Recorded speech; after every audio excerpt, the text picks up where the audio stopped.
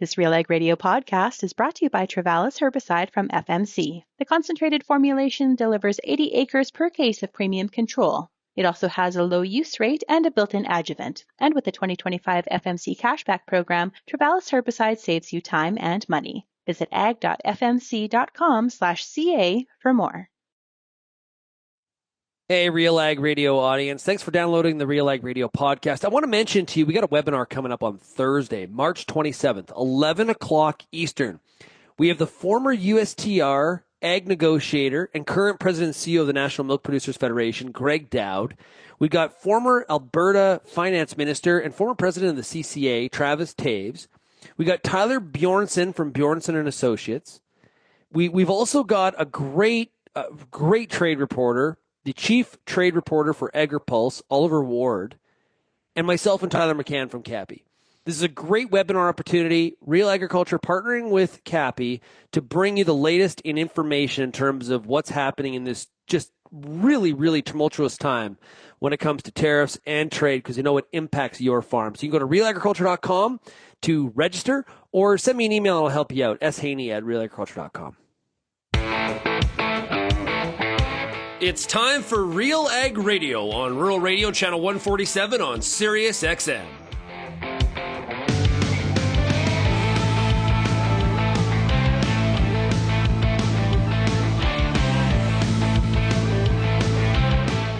RealAg Radio and RealAgriculture.com is your home for insight and analysis of the issues that are impacting your farm business. Let's get real and get connected with RealAg Radio.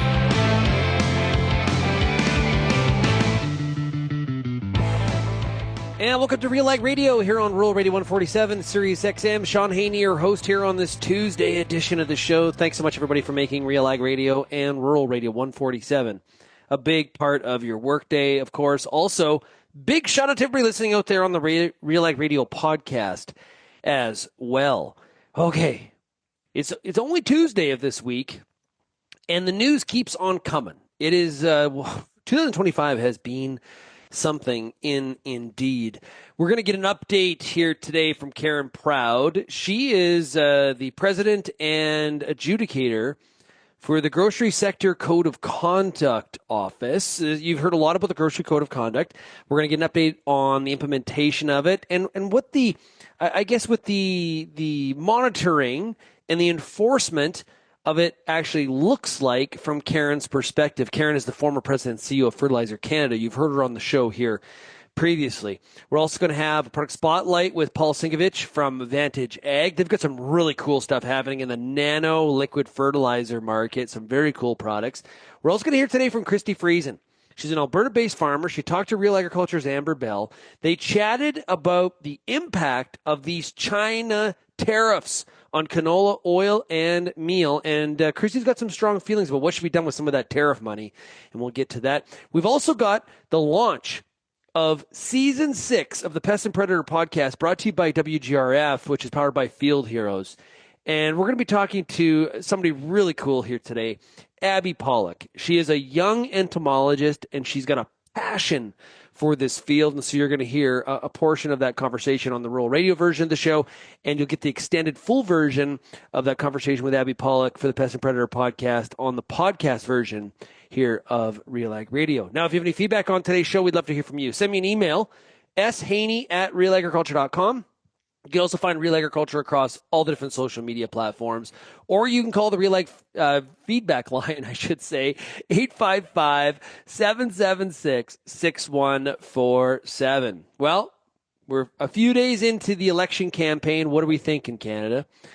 What are your thoughts? It's in the popularity, it's a close race, but I'm watching very closely. Can Carney hold this lead?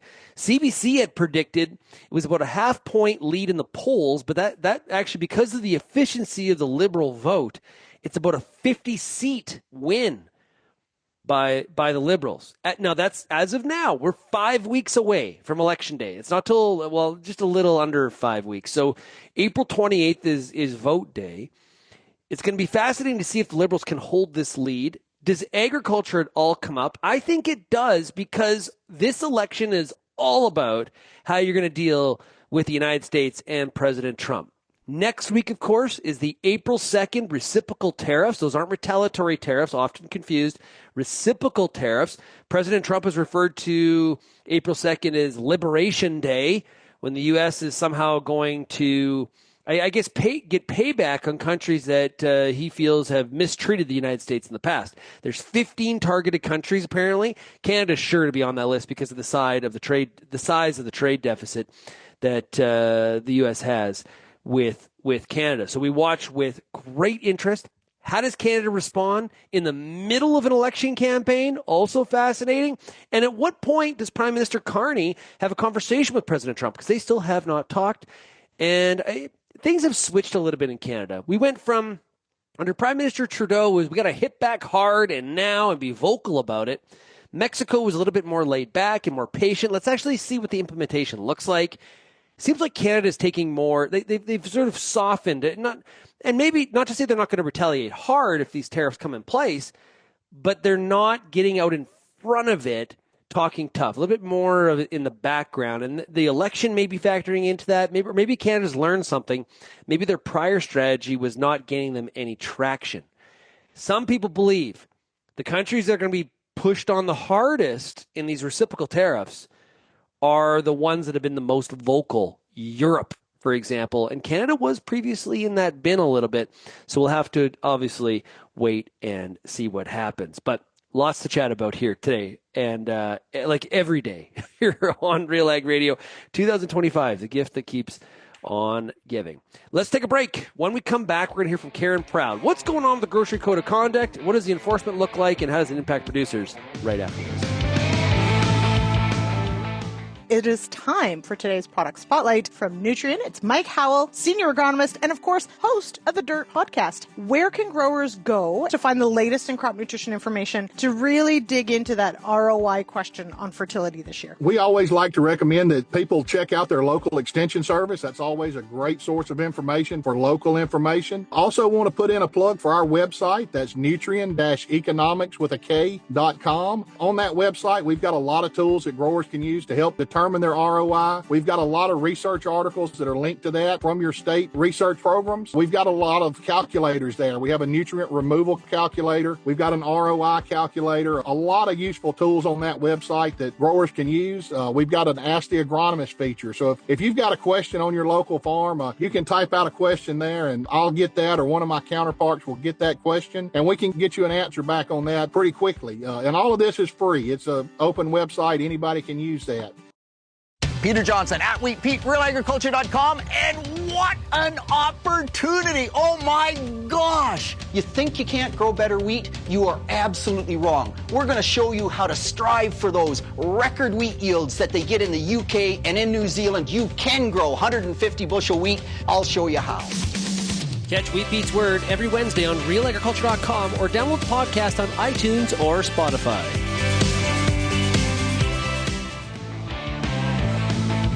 And welcome back to RealAg Radio here on Rural Radio 147, Sirius XM. Hey, enhance your production potential and boost your bottom line by selecting reliable varieties of wheat, durum, barley, and oats from Alliance Seed. Elevate your fields at AllianceSeed.com, or you can call 877-270-2890. That's Alliance Seed. Let's talk about the Grocery Code of Conduct. This is something we've heard a lot about in the past, and we're getting a little bit closer to, I guess, bringing it to fruition. And a familiar name to those of you that are longtime listeners of RealAg Radio, we're talking to Karen Proud. She is president and adjudicator of the Office of the Grocery Code, or Grocery Sector Code of Conduct. Karen, it's great to chat with you again. Yeah, lovely to be back on your show, Shaun, even if it's in a slightly different capacity than last time. Okay, so I guess in this role, what does creating this Office of the Grocery Code of Conduct, I guess, what does this look like? What are we embarking on as a country here? Well, so last year, all of the grocers and suppliers finally, after many, many years of work, came together and agreed upon this Grocery Code of Conduct. And we're not the first country to do this. This has been done in the UK and in Australia. So we have this code that has been agreed on by all parties. Now this office that I am leading has been created or is in the process of being created, and our office is tasked with sort of enforcing the code, working with the different parties to address issues that might arise through the code. But I've been on the job for a week, and there's a lot to do just to get the office up and running. And then the code itself comes into sort of force in June, but there's going to be, a period of adjustment where we're going to focus on education and making sure that people are ready for the code to really be fully in force. So code already created. Code already created. It's been in the works for 4 or 5 years now, perhaps even longer. So the code is written. The office is now created, but lots of things that we still need to put in place in order to make this all happen. Various processes, guidance documents, things like that still need to be created for this to really start to work. And you said educate. Who are you educating? Is that suppliers to grocery stores? Is that the grocers themselves? Who needs to get up to speed? So the code applies, it's a reciprocal code, which is different from in the UK. The code is just for the large grocery stores. But in Canada, this code applies to all suppliers to grocery and all of the different grocery stores. So the large folks as well as the small independents. So part of the role of the office is to ensure that all of those who are party to the code understand the code, are aware of the code, and understand the benefits and how to use the code as they move forward. And so we are talking the large grocery stores, the big suppliers, but also the small independents who really are hoping and counting on this code to help make their dealings better, more transparent, more predictable, and more fair. Who does the code benefit? Is it those suppliers or is it all stakeholders? Just for some of our audience, they're not following this on a daily basis. They hear a lot about, the grocery code of conduct, but they don't actually know what is this actually doing. Well, so all parties to the code will benefit, and I'll just give a couple of examples. So this is a reciprocal code, so suppliers have some onus within the code, as do retailers. And I'll give you a really good example that I think your audience can probably understand and see the benefit to them. Think about the small independent grocers. And when we look back to COVID, where there were supply constraints and there were issues with these small independent grocers potentially getting the supply of the products they needed to service their customers, because those supplies were perhaps going to the larger grocery stores. This code ensures that suppliers take into account the small independent grocers when we're dealing with issues of supply constraints. So you think about the toilet paper and everybody was rushing out to buy it. Under this code, suppliers would have to honor their commitments to the small independents just as they honor their commitments to the larger grocery stores. And that helps those small independents ensure they have supply for their customers who may be in more rural parts of the country and where the small independent grocer is their only ability to buy the products they need. So that's just one example of where this code is helping to ensure fairness in dealings between suppliers and grocers. And so that's a great benefit to the small independent grocers.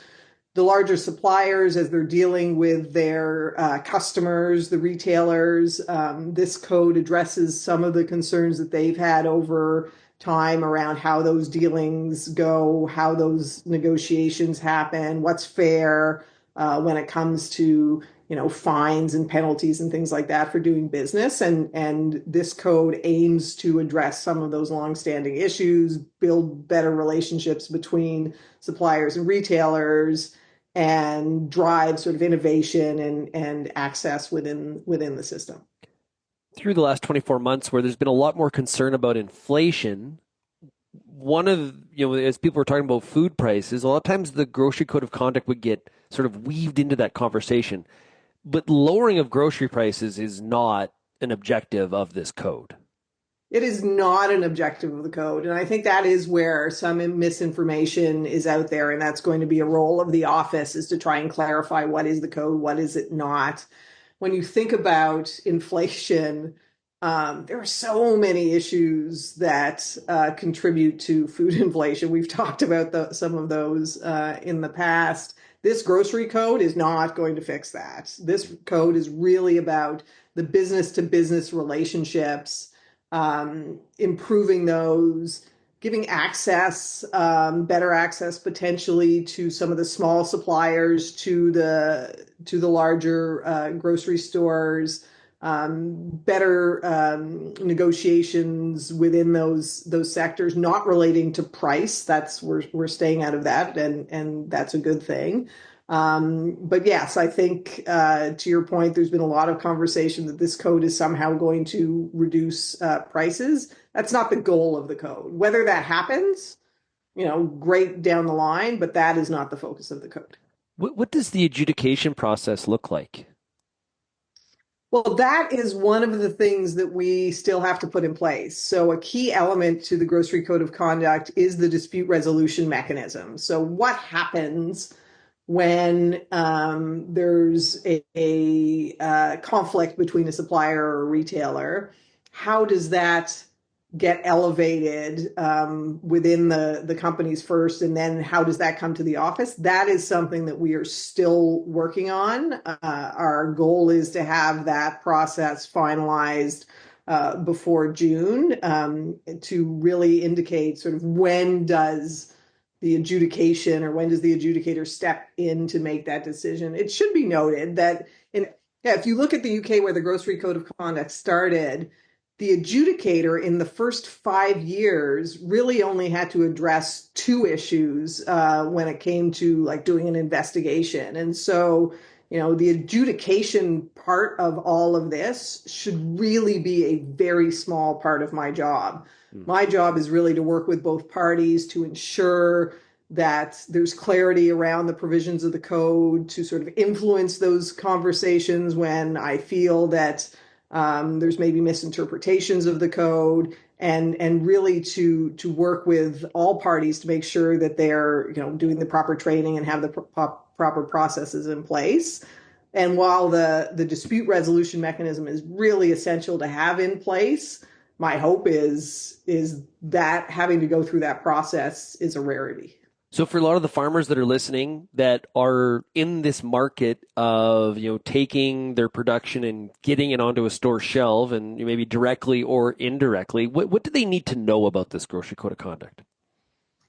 Well, they need to know it exists. They need to know that the Office of the Grocery Sector Code of Conduct also exists, and we are here to help with providing resources to anyone who deals directly within the supply chain with the grocery stores, to make sure they have the tools within the code that are going to help them in their business dealings. And so if there are farmers who are selling directly to grocery stores, and there's quite a few of those, understanding the code and how it applies to them, I think, is really key. And so as we're rolling this out, the office is going to be providing resources, contact information for us. And I would encourage all of those, within the code or who might benefit from the code, to reach out if they need the information, need training. We're going to be looking at developing a list of organizations who are able to provide training. We're developing resource guides. And so I would say, keep an eye on the office as we get up and running. We will be providing that information. Great stuff. Karen, thanks a lot for joining us here today on RealAg Radio. Really appreciate it. And we'll definitely be chatting again soon to get an update on how you're progressing. Thanks so much. Maximize productivity and profitability with an innovative all-in-one approach to farming, combining accounting, business planning, agronomic field planning, and advanced technology. MNP Ag Intellect delivers personalized solutions that empower you to make confident, data-driven decisions. You can visit mmp.ca to find out more. We've got more coming up here on Real Ag Radio right after this.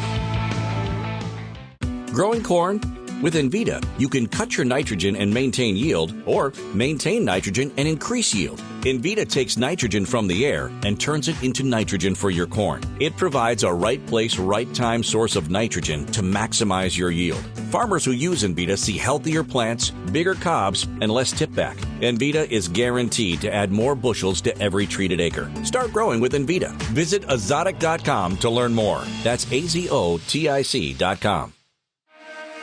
Get all the information you need to keep your pulse crop healthy and profitable with the Pulse School on RealAgriculture.com.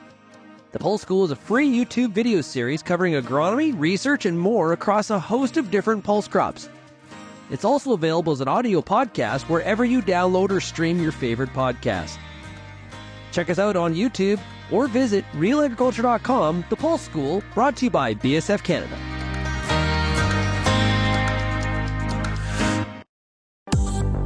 I'm Lindsay Smith from RealAgriculture.com. Join me Monday nights for The Agronomist, a 1-hour live and interactive show broadcast across YouTube, Facebook, and X. Monday nights at 8 p.m. Eastern, I host expert agronomists from all over the country to give you answers to some of the toughest agronomic questions. Join us live or catch the replay Tuesday morning. That's The Agronomist with me, Lindsay Smith, Monday nights live at 8 p.m. Eastern.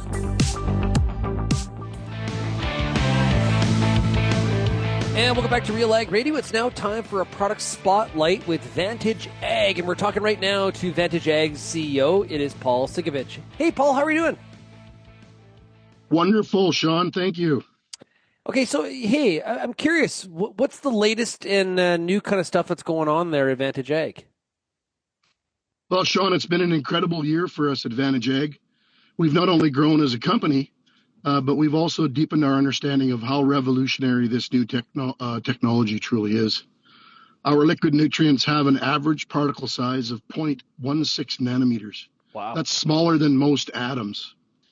That extreme smallness means plants can absorb these nutrients almost instantly, utilizing them exactly when and where they're needed.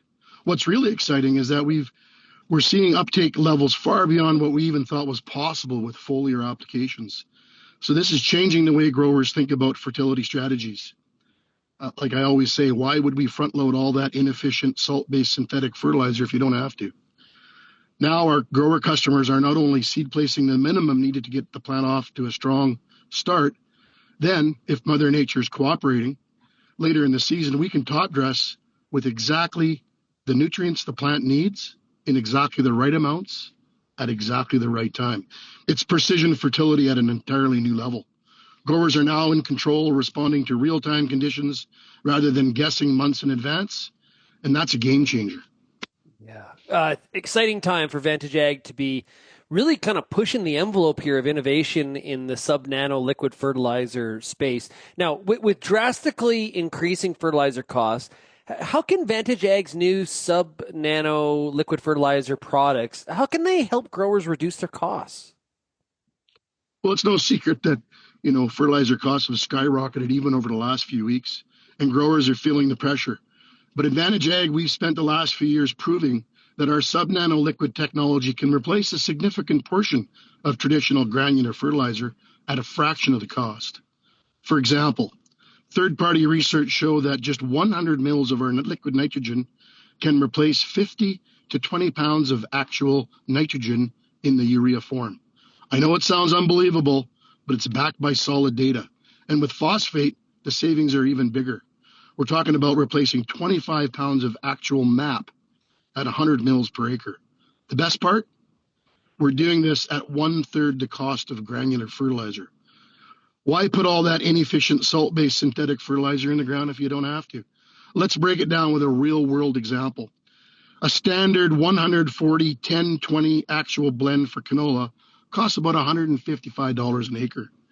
By switching to our sub-nano liquids, that cost drops to $53 per acre. That's over $100 in savings per acre while delivering the nutrients exactly when the plant needs them. With the prices the way they are, growers can't afford not to explore this new technology. And we're not just talking about better efficiency. We're talking about game-changing savings. So all of this, Paul, sounds really cool and very intriguing, to be honest with you. One of the adoption issues is ease of use and, the making sure there's not a barrier there. How easy is it for farmers to use this kind of technology? Well, actually, using our products is incredibly easy for farmers. Simply mix your new fertilizers, our new fertilizers, with your in-crop pesticide applications throughout the growing season. For detailed mixing instructions and compatibility information, you can visit our website. Our products are applied at very low rates, are compatible with nearly all pesticides, and now you have the added benefit of applying the specific nutrients your crop needs exactly when they need them. Very cool. If somebody wants more information on Vantage Ag's product as we head into the 2025 planting season, how do they find it? Vantage.ag, and they can always give us a call at 778-919-3370. And how are you retailing the product? We go through most independent dealers throughout Western Canada. We're also a wholesaler, so we supply different products to just the independent dealer group throughout Western Canada and also now starting in Eastern Canada. Nice stuff. That website again is vantage.ag. Paul, correct. Thanks so much for joining us here today. All the best to you. Thanks, Shaun. Have a great day. Great stuff. Hey, we'll be right back with more here on RealAg Radio, Rural Radio 147, Sirius XM, right after this. Every farmer defines success differently, and every farm has its own unique challenges. Corteva Biologicals is partnering with Canadian farmers for their success, offering unique solutions that improve and protect crops from start to finish, based on each field's needs. Using proven predictable solutions across all crop stages, Corteva Biologicals helps build healthy, productive, and profitable farms. Corteva Biologicals, we're growing together. It's summertime, and you've got a lot of important decisions to make when it comes to your corn crop. Let the Corn School on RealAgriculture.com help guide you through those big decisions with input from leading experts in the field. If it's spray timing, disease identification, or any other field issue, the Corn School's got you covered. The Corn School on RealAgriculture.com, brought to you by BASF and Pride Seeds.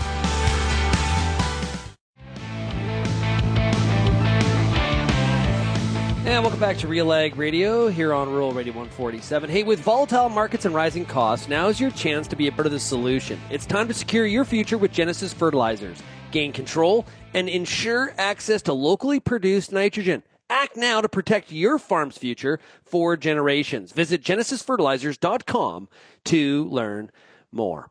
Now, one of the big kind of fallouts here of what we've seen in this China tariffs on canola meal and oil and with pork, and of course in the aquaculture space, is there's a lot of concern about should farmers be compensated, and a lot of focus on canola in this regard. Real Agriculture's Amber Bell chatted with Alberta farmer Christi Friesen about this topic.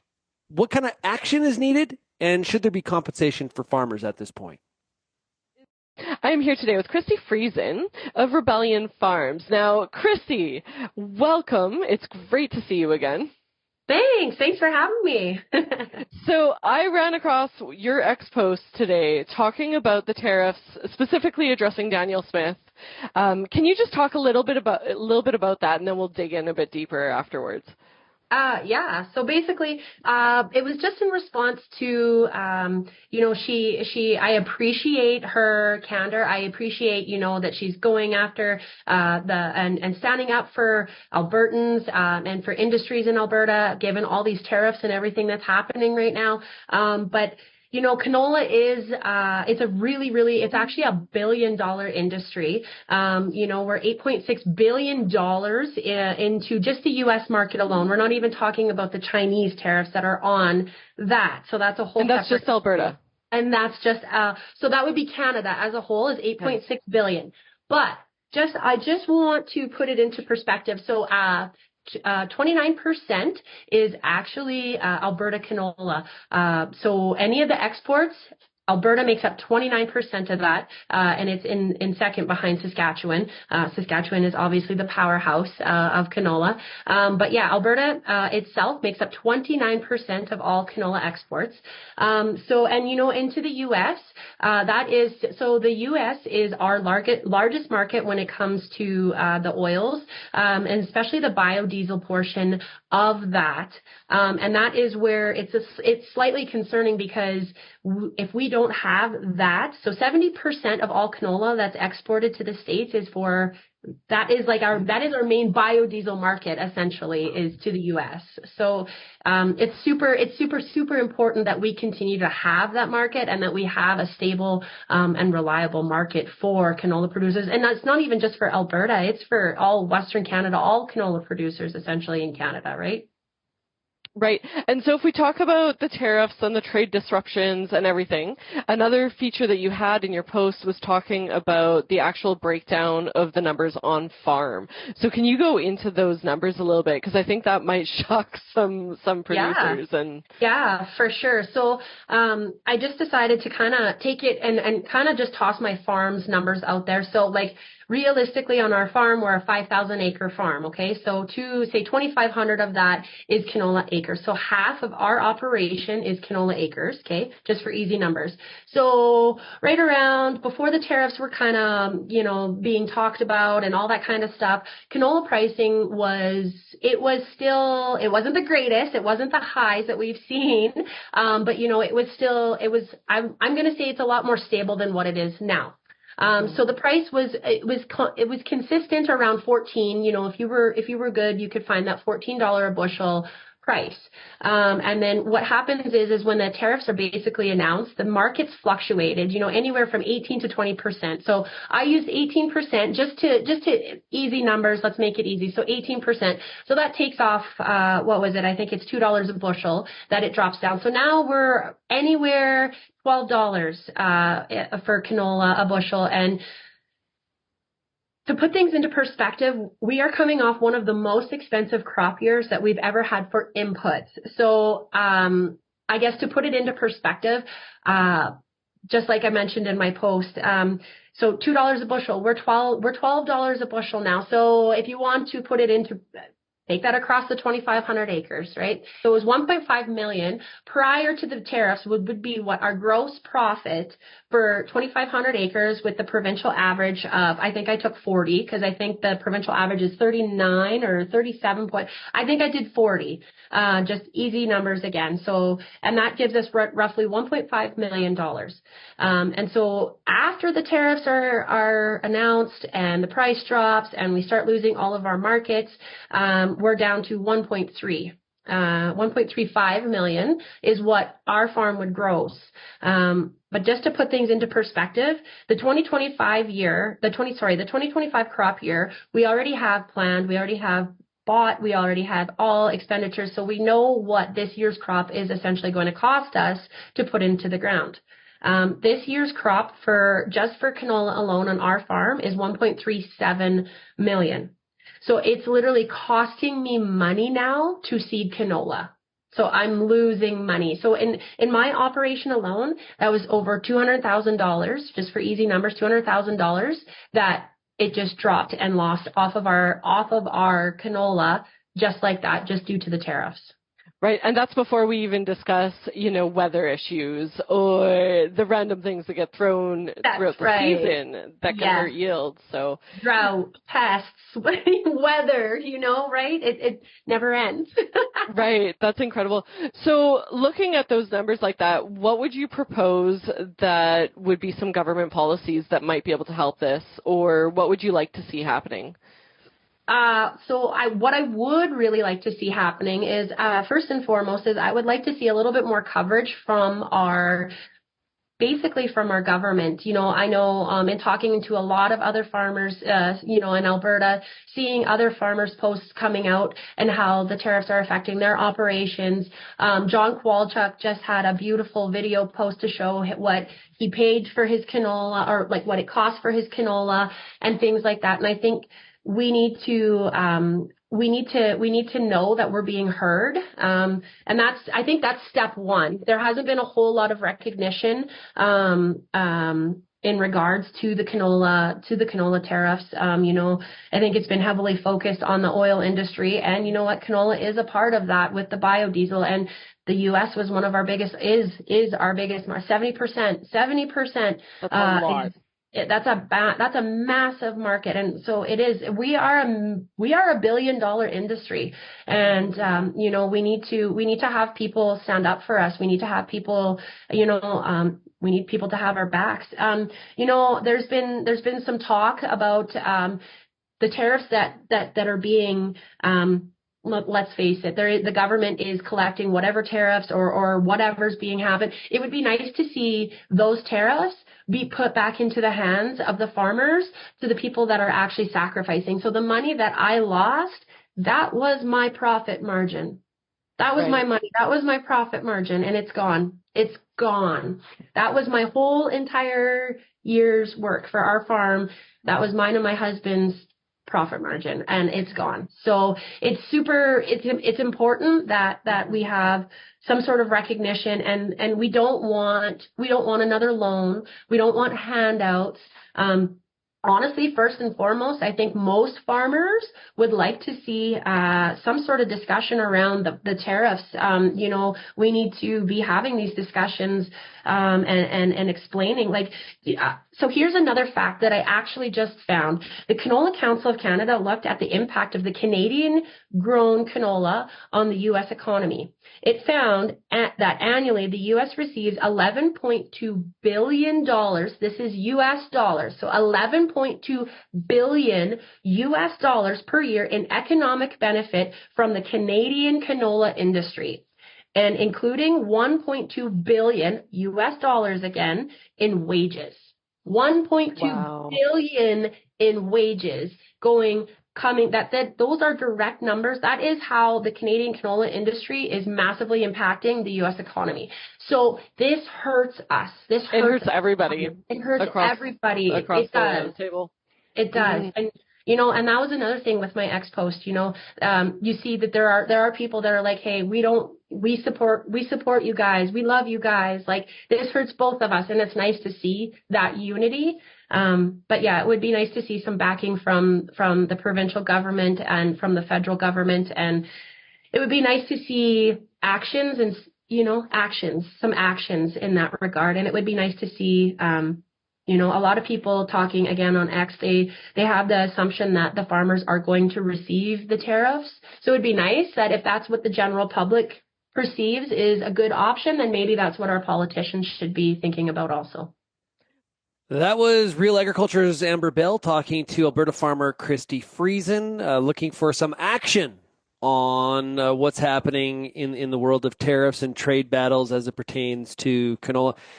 What I've heard from you, the audience, is a pretty wide spread of opinion on this topic. There are some people saying, hey, there needs to be compensation now. There needs to be an ad hoc program. There needs to be money getting now into the hands of farmers. From others, I have heard we need some patience. We need to see, do these tariffs stay in place for a long time? What is the actual impact at the end of the day from a profitability standpoint? And if farmers aren't whole because of all this, then there should be some compensation. Now, there's others that believe, hey, there shouldn't be any compensation. That how do you actually figure out what the value was that was lost based on these tariffs? There's a lot of factors and variables out there. There's that opinion. The other one is current BRM programs already in place. How do we make, and that's what we heard from Minister Blois a little bit, trying to make some changes to agri-stability. And is there ways that the current BRM programming can make farmers at least somewhat whole? It's a complicated topic.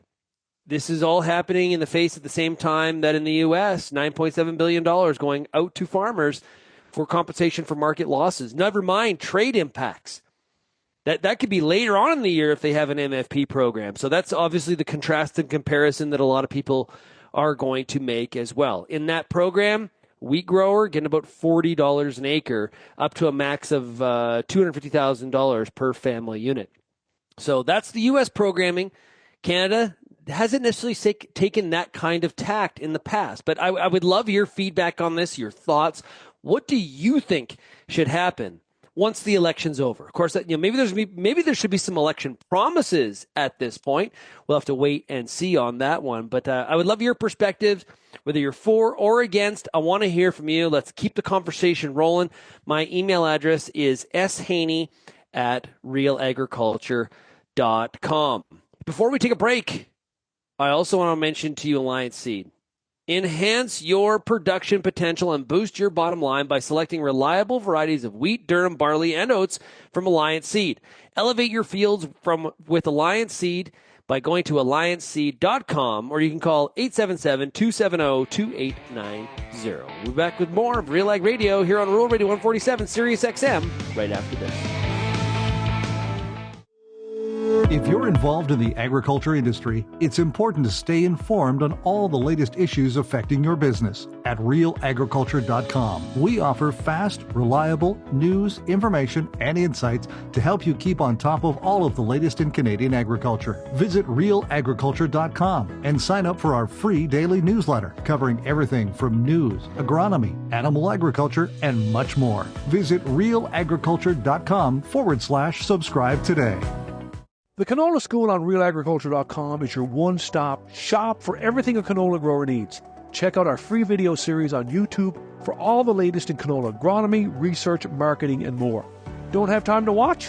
Download the podcast version of the Canola School on RealAgriculture.com or anywhere you download your podcasts. Stay on top of all things canola with the Canola School on RealAgriculture.com, brought to you by BASF and Invigor Hybrid Canola. And welcome back to RealAg Radio. Hey, fill up at your local co-op this seeding season. With full tanks, you can avoid the rush and start your field work at the earliest moment possible. Plus, with the Spring Early Delivery Program, you can save time and free up cash flow. Receive early on-farm delivery of high-quality fuels and delay billing at participating co-ops. Talk to your local co-op fuel team member today to arrange for early on-farm delivery and ensure you are fueled up for seeding season.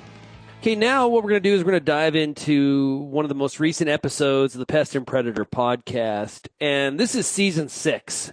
And of course, it is funded and brought to you by WGRF, powered by Field Heroes, which it has been a great association, been fantastic working with all the people that have been very committed to this Field Heroes project, and I do appreciate all the entomologists that we have talked to over the past 6 seasons of the Pest and Predator podcast. I have learned so much about beneficials, and we're really going to dig in on a number of great topics again this season. Now, episode 1 of this season, we're talking to Abbe Pawluk, and this is a portion of our conversation. And of course, you can find more of the Pest and Predator of the full episode by going to realagriculture.com or searching on the Real Agriculture YouTube channel. Here's my conversation with Abbe Pawluk in this edition of the Pest and Predator podcast. So I just recently graduated with my master's in technically biology, but my focus was entomology, so insects. And yeah, I focused my thesis primarily on integrated pest management, so different ways that we can control pest populations while minimizing our use of pesticides. So kind of trying to find that nice balance between conserving biodiversity while also making sure that we have agricultural productivity. My thesis itself focused on something called the parasitoid hymenopteran, or the group called parasitoid hymenopterans. These are parasitoid wasps. If you want to pronounce it a little bit easier, that's an easier way to think of it. And my thesis focused on how different types of edge boundaries around fields, so different types of habitats that you would find around fields, might influence their diversity and promote them. Great stuff. And so where are you working? I was working at Agriculture Agri-Food right now, and at the moment I'm just interviewing for a couple of research positions all around Canada focused in entomology. Nice. Well, we definitely need more great entomologists. So it's great to meet you and have you focused in a very, very important field to farmers across the country indeed. So you mentioned those parasitoid wasps. I guess let's talk about what they are and what is their importance in agriculture. Yeah, so the best way to think of a parasitoid wasp or a parasitoid hymenopteron is to break apart the word into its original components. So parasitoid is an insect or an organism, really, it doesn't have to be an insect, that attacks another organism and will lay its eggs like in or on this other organism. And from there, the eggs will grow and it'll kill the original host. So in more simpler terms, you might have a wasp, which is what I look at, and they'll attack another bug or perhaps a plant. They'll lay their eggs in it, and as the eggs grow, the plant or the other bug will always die. So it's different from a parasite, where parasites, they continue to live on after the eggs have been deposited. A parasitoid will always kill its host. And hymenopteron, the second part, which is wasps, it's a large order of insects. It includes wasps, bees, ants. I look at the wasp specifically. So oftentimes when you think about a wasp, you might think of a yellow jacket, the big, scary, stinging guys. But in reality, most wasps are actually very tiny. They're about generally, around a couple millimeters in size, and you don't really notice them in your everyday life, but they're highly abundant. They often have something called an ovipositor, which, sorry to get into the biology, I'm super excited about this. No, that's great. It's super interesting. Go ahead. No, it's awesome. They often have something, or they do have something called an ovipositor, which looks like a stinger in a traditional wasp. So you might see like this big scary insect that has this really long stinger, but in fact, that's its ovipositor. That's what it uses to deposit its eggs into its host. And they can't sting. Most of them actually can't physically sting. They don't have the ability to do it.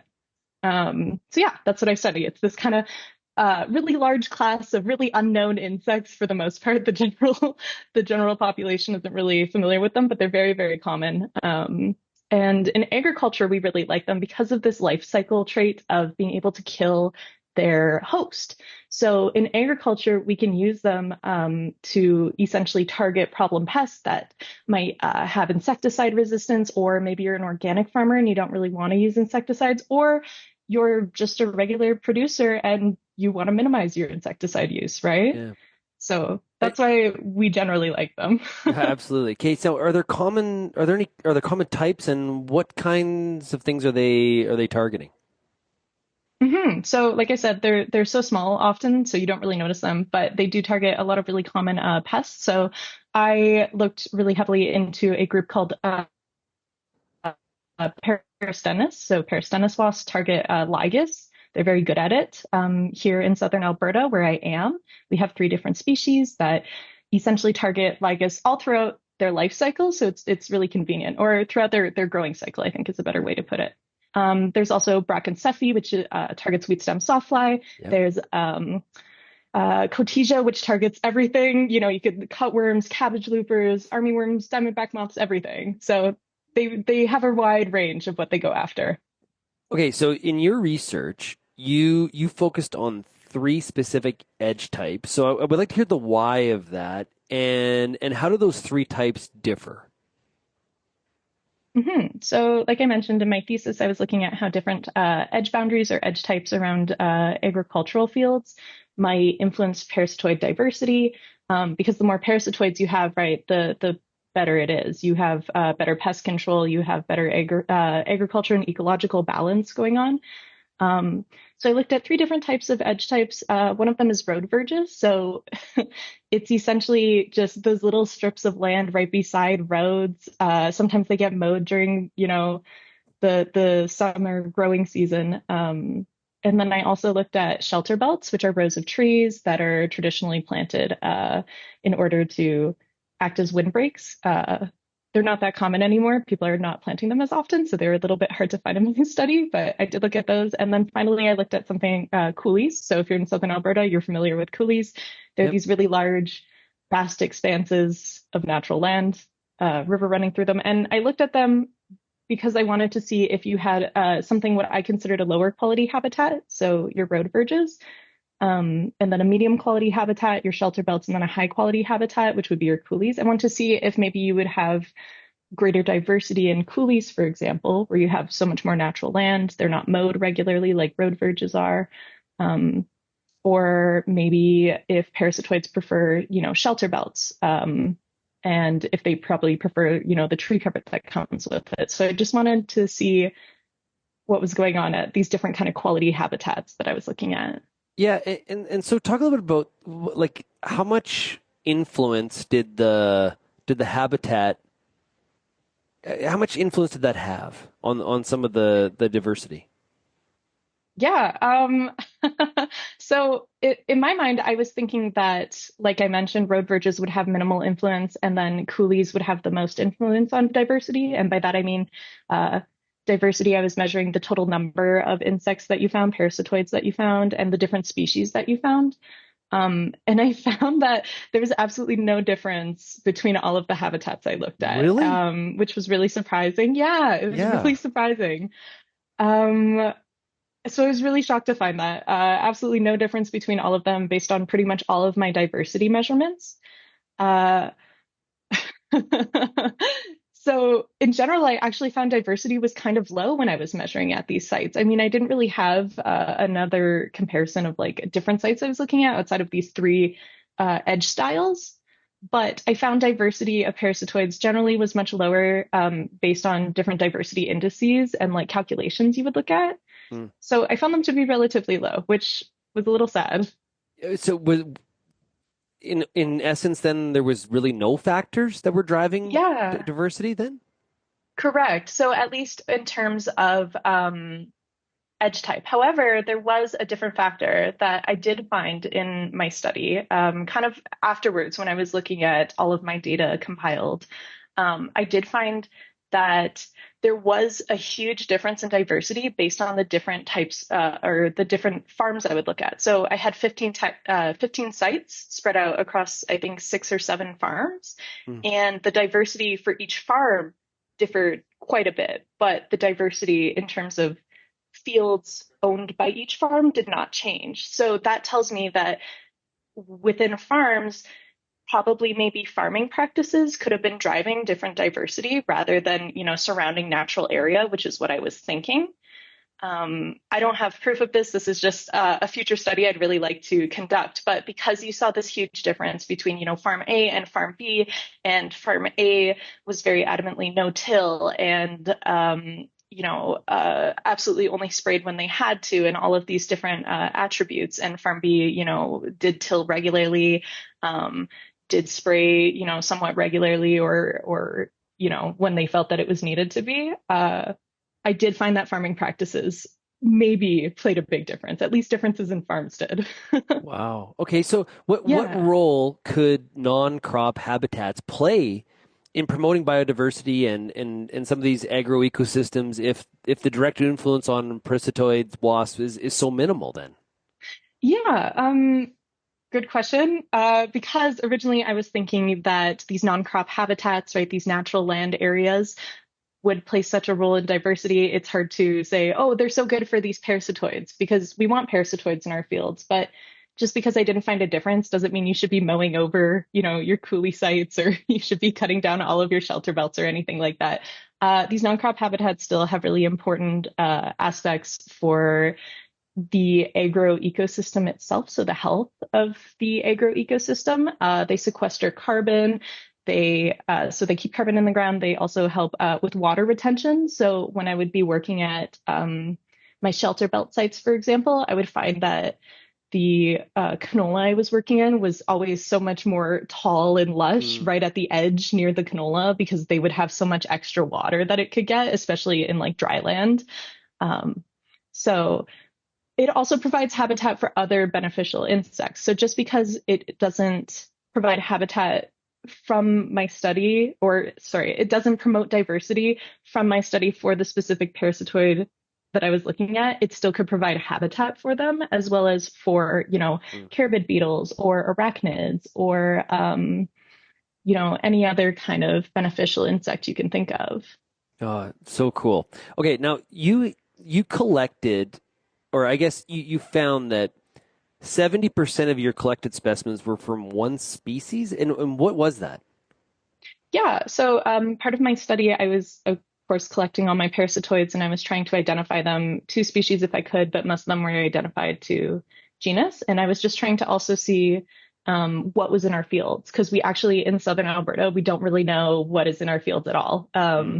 my study was one of the first to kind of compile a list of parasitoids that we do find in southern Alberta, because we just had no clue. It wasn't studied because they're just so itty bitty and small and people forget about them.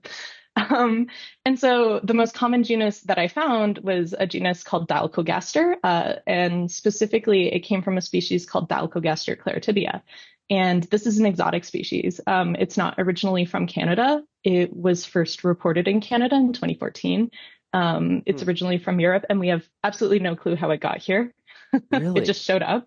No clue. There's some running theories, but it's still not confirmed. So it showed up in our fields earlier than 2014, but first reported in 2014. And from my sample collection, this was from 2023, 70% of my samples were Dialcogaster claritibia. And so it's good on one end because it's a beneficial insect. It attacks diamondback moths, right?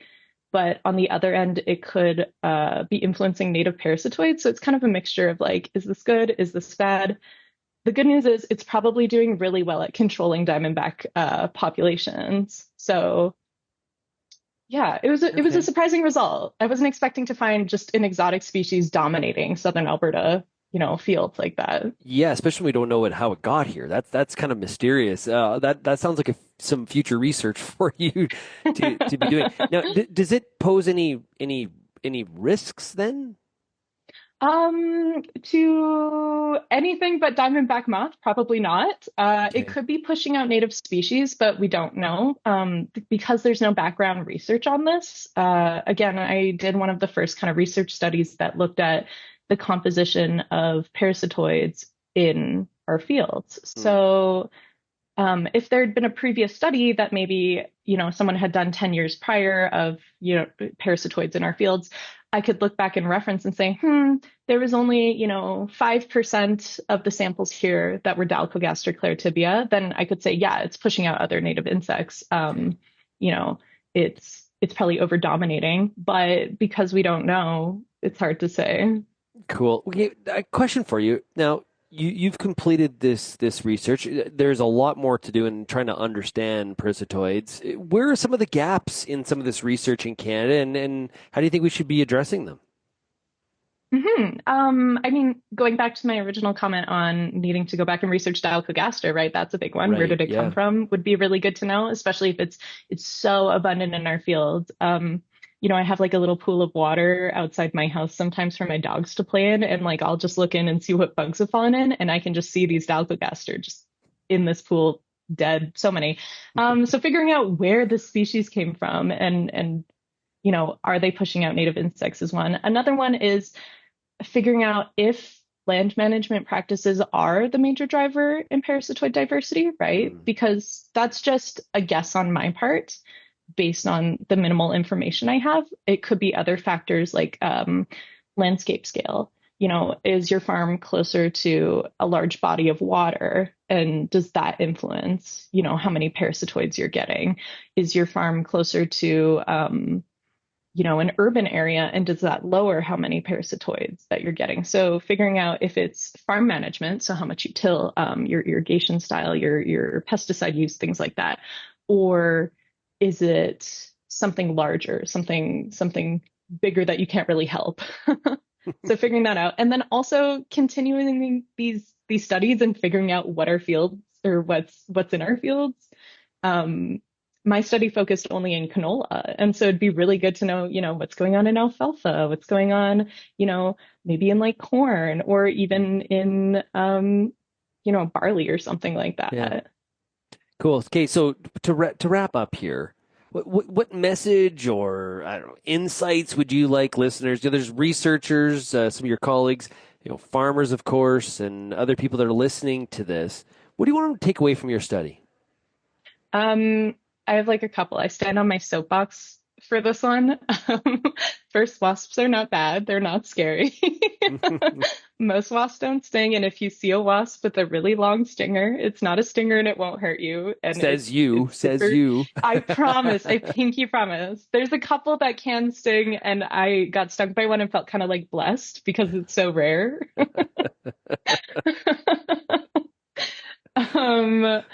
My other one is, just because, our natural landscapes or the natural landscapes bordering fields, at least in terms of my study, aren't promoting these parasitoid hymenopterans, promoting these beneficial insects, doesn't mean you should stop planting, shelter belts, and doesn't mean you should stop, maintaining these natural areas. It's still really important for the overall health of your ecosystem, of the agriculture around it, right? It's always going to be beneficial. And so, just because you don't see major benefits initially with it, you should always keep maintaining these natural areas. And finally, I think we should really, if anyone is interested in insects, I strongly suggest you go into studying these parasitoid wasps.